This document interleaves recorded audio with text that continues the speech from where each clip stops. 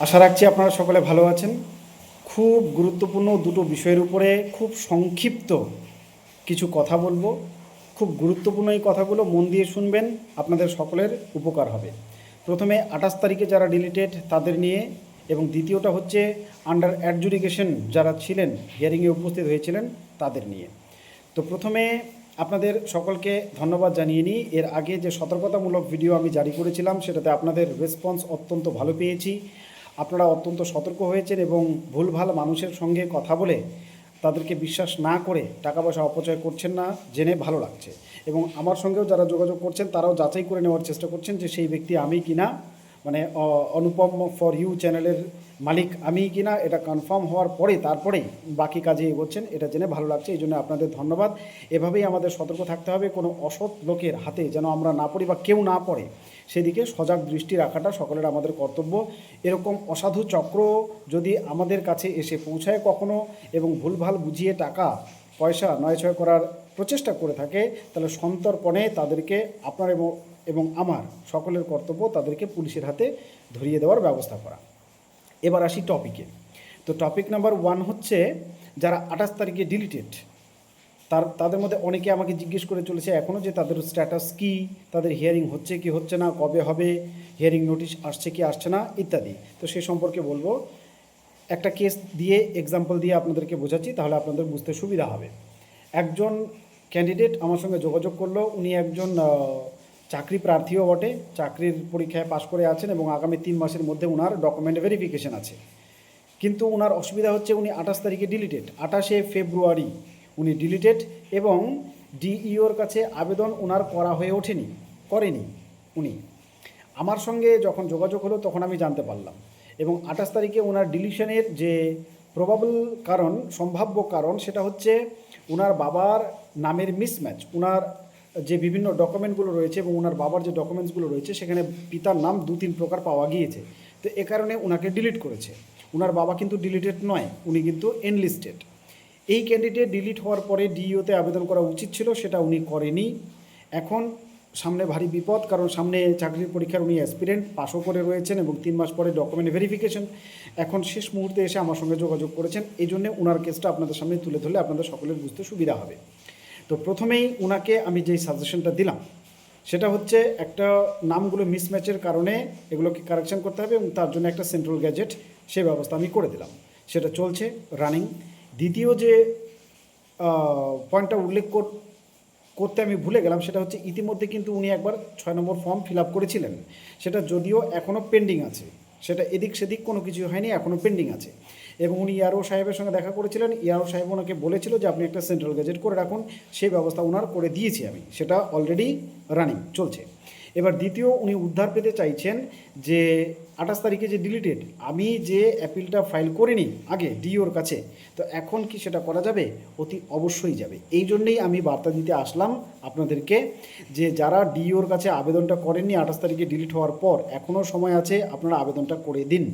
বা যারা হিয়ারিংয়ে উপস্থিত না হয়ে ডিলিট হয়েছেন, তারপরে ট্রাইব্যুনালে আবেদন করেননি, ট্রাইব্যুনালে আবেদনটা করে দিন।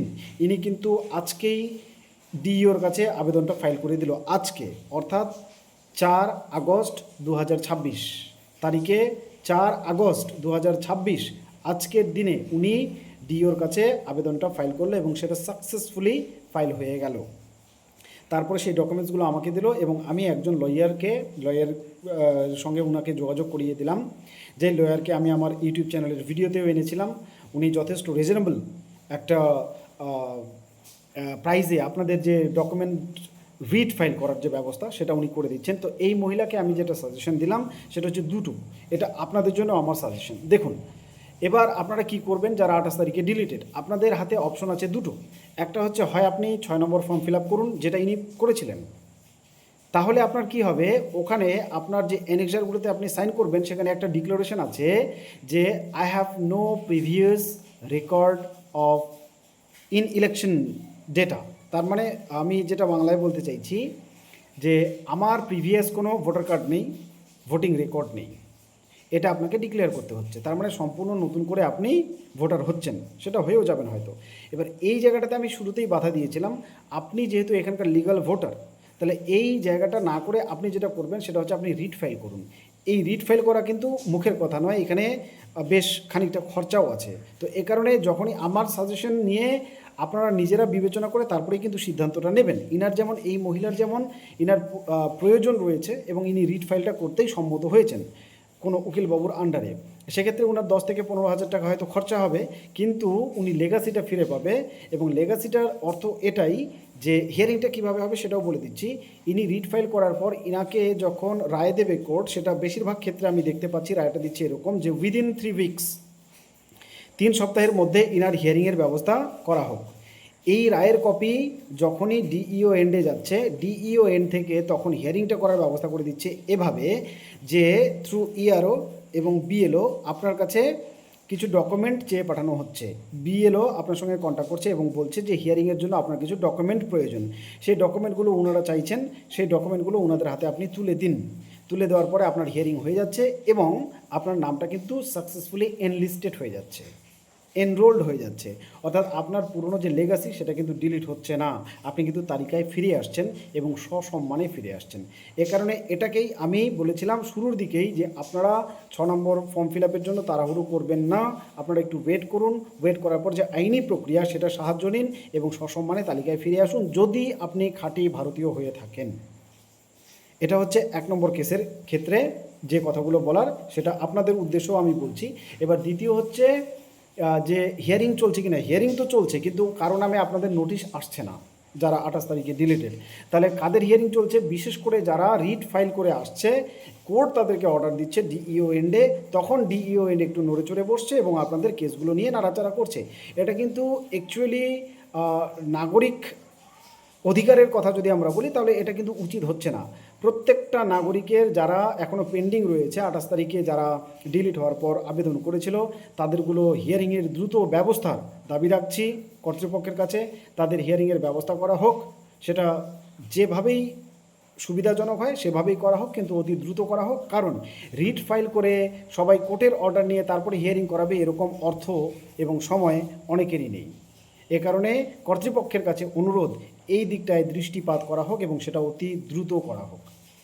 এটা ছিল প্রথম কেসের আলোচনা। এবং দ্বিতীয় কেসের এবার আলোচনা করি।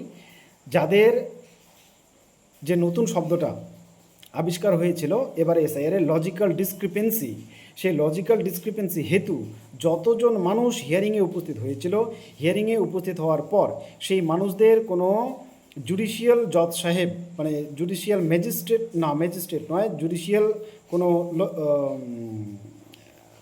কি বলবো, জজ সাহেব, জুডিশিয়াল কোনো জজ সাহেব দ্বারা ওনাদের নথিগুলো বিচার বিবেচনা করার পর তারপরে অ্যাপ্রুভড হয়েছেন এবং তারপরে তারা এনরোল্ড হয়েছেন, তালিকায় ফিরে এসেছেন এবং ভোট দিয়েছেন এবং এখনও সসম্মানে সেই 2026-এর ইলেকটোরাল রোলে, অ্যাপ্রুভড ইলেকটোরাল রোলে তাদের নামটা কিন্তু জল করছে। তার মানে তারা অ্যাপ্রুভড ভোটার। কিন্তু তারপরেও আপনারা যখন অনলাইনে চেক করবেন, এই সমস্ত মানুষদের নাম এখনও আন্ডার অ্যাডজুডিকেশন দেখাচ্ছে। প্রত্যেকের যাদের হিয়ারিং হয়েছিল, যাদের নামে হিয়ারিং নোটিশ এসেছিল, তারা অ্যাপ্রুভড হয়েছে এবং সেটা জুডিশিয়াল জজ সাহেবদের দ্বারা অ্যাপ্রুভ হয়েছে, নিজে নিজে নয়। তারপরেও তারা এখনও আন্ডার অ্যাডজুডিকেশন অনলাইনে, তারা কোনো প্রকার কারেকশন করতে পারছে না। আমি রেগুলার সেন্ট্রাল গ্যাজেট করে দিচ্ছি মানুষকে, সেন্ট্রাল গ্যাজেট হাতে নিয়ে তারা প্রত্যেকটা ডকুমেন্ট কারেকশন করাতে পারছে, কিন্তু যখনই তাদের ভোটার কার্ডটা 8 নম্বর ফর্ম ফিল আপ করতে যাচ্ছে তখনই দেখাচ্ছে আন্ডার অ্যাডজুডিকেশন। এখনও তারা যদিও অ্যাপ্রুভড, আবারও বলছি, তারা অ্যাপ্রুভড বাই দ্য জুডিশিয়াল জাজেস, সেই জুডিশিয়াল জাজদের দ্বারা অ্যাপ্রুভ হওয়ার পরেও এখনও কেন তারা আন্ডার অ্যাডজুডিকেশন, এটা কিন্তু প্রশ্ন, এটা প্রশ্ন। এবং কর্তৃপক্ষের অতি দ্রুত এই জায়গাটায় দৃষ্টিপাত করা উচিত এবং যারা এভাবে এখনও আন্ডার অ্যাডজুডিকেশন রয়েছেন তাদের দাবি তোলা উচিত, কর্তৃপক্ষের কাছে দাবিপত্র পেশ করা উচিত যে এই জিনিসটা দেখা হোক এবং ইনাদের অতি সত্বর অ্যাপ্রুভড আন্ডার অ্যাডজুডিকেশন এদের নাম থেকে সরানো হোক, কারণ এরা জুডিশিয়াল জজ সাহেবদের দ্বারা অ্যাপ্রুভ। এবং এটা করতে গিয়ে যদি কোনো নথি তাদের কাছ থেকে চাওয়ার দরকার হয় সেটা চেয়ে পাঠাক, কিন্তু তাদেরকে এভাবে ঝুলিয়ে রাখা চলবে না। অনেক কাজ তাদের ব্যাহত হচ্ছে এবং সেই কাজ করতে গেলে আবার সেই কোর্টের দ্বারস্থ হতে হচ্ছে, সেখানে সময় যাচ্ছে, অর্থ যাচ্ছে, সবই যাচ্ছে। এটা কেন হবে? এটা একদমই অনুচিত কাজ। এ কারণে কর্তৃপক্ষের কাছে দাবি এই জায়গাটাতে দৃষ্টিপাত করা হোক এবং যারা সসম্মানে জুডিশিয়াল জজ সাহেবদের দ্বারা অ্যাপ্রুভড হয়েছিলেন আফটার হিয়ারিং, লজিক্যাল ডিসক্রিপেন্সি যে হিয়ারিং এসেছিল সেই হিয়ারিংয়ের পরে যারা অ্যাপ্রুভড তাদের নাম থেকে আন্ডার অ্যাডজুডিকেশন ট্যাগটা সরানো হোক, তাদের মুক্তি দেওয়া হোক, জ্বালাতন বন্ধ হোক, এই ছিল দাবি। আবার আপনাদেরকে আমি আবেদন রাখছি আপনাদের কাছে, কোনো ফ্রড এর পাল্লায় পড়বেন না। যে নম্বর আমি আবার মুখে মুখে উচ্চারণ করছি, শুধু এই নম্বরটাই আমার, এবং আমার যে রেজিস্টার্ড গভর্নমেন্ট রেজিস্টার্ড প্রোপ্রাইটরশিপ, তার নাম হচ্ছে এপিএস এন্টারপ্রাইজ। মোবাইল নাম্বার হচ্ছে 7318800321। আরেকটা নম্বর আপনাদের বলছি, দ্বিতীয় নম্বরটি হচ্ছে যেটা অ্যাপ্রুভড আমার অ্যাসিস্ট্যান্টের নম্বর, সেটা হচ্ছে 8145703024। আবার বলছি 8145703024।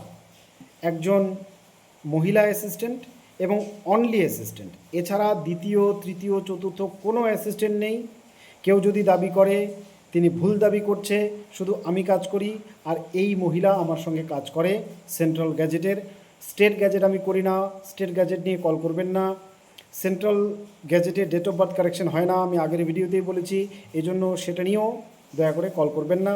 এবং চেষ্টা করবেন মেসেজে বেশিরভাগ কথা বলার, কলে সবসময় সময় দিতে পারি না। কলিং টাইম জেনে রাখুন 11টা থেকে, দিনের বেলা 11টা থেকে 3টে অবধি, 3টে থেকে 7টা অবধি কোনো কল নয়, মেসেজ করতে পারেন, মেসেজে পারলে আমি রিপ্লাইও দিয়ে দেবো। 3টে থেকে 7টা অবধি কোনো কল নয়, 7টা থেকে রাত 10টা অবধি আবার কলস, তারপরে আর কোনো কলস নয়, কোনো কলস নয়। এবং যখনই আপনি আমার সঙ্গে কথা বলবেন, আপনি গ্যাজেট করতে চাইছেন সেন্ট্রাল গ্যাজেট, তাহলে চেষ্টা করবেন প্রথমে আপনি ডকুমেন্টগুলো আমাকে দিয়ে দেবেন, তারপরে আপনার সঙ্গে কথা বলতে। তাহলে সেক্ষেত্রে কেসটা দেখে আমার একবারে আপনাকে বলে দিতে সুবিধা হয় যে আপনার কেসটা কী হবে, কারেকশনাল হবে নাকি সিম্পল হবে, খরচ কত হবে, সেটা আমি একবারে বলতে পারি। অসংখ্য ধন্যবাদ ভিডিওটা শেষ অবধি দেখার জন্য। আপনাদের জন্য আমি ভালো আছি এবং আমি চেষ্টা রাখছি আপনারাও যাতে ভালো থাকেন, সেজন্য সর্বদা। এরপরে যে ভিডিওগুলো আমি নিয়ে আসবো সেগুলো অতি অবশ্যই বুঝতেই পারছেন, হাউস সেন্সাসের উপরে ট্রেনিং কমপ্লিট, কিটস সাপ্লাইড, আপনারা নিজে নিজে সেলফ সেন্সাস কীভাবে করবেন সেই সম্পর্কিত ভিডিও দেব। এবং যদি আপনি সেলফ সেন্সাস না করেন, যদি কোনো এনুমেরেটর আপনার সেই সেন্সাসের ডেটা নিতে আসে, তাহলে তার সঙ্গে কীভাবে কোঅপারেট করবেন সেটাও পরবর্তী ভিডিওগুলোতে আমি বলে দেবো। সেই অবধি ভালো থাকবেন, সুস্থ থাকবেন। ভিডিওটি শেষ অবধি দেখার জন্য ধন্যবাদ। শেয়ার করতে ভুলবেন না, সাবস্ক্রাইব করুন বা ফলো দিয়ে পাশে থাকুন। অসংখ্য ধন্যবাদ।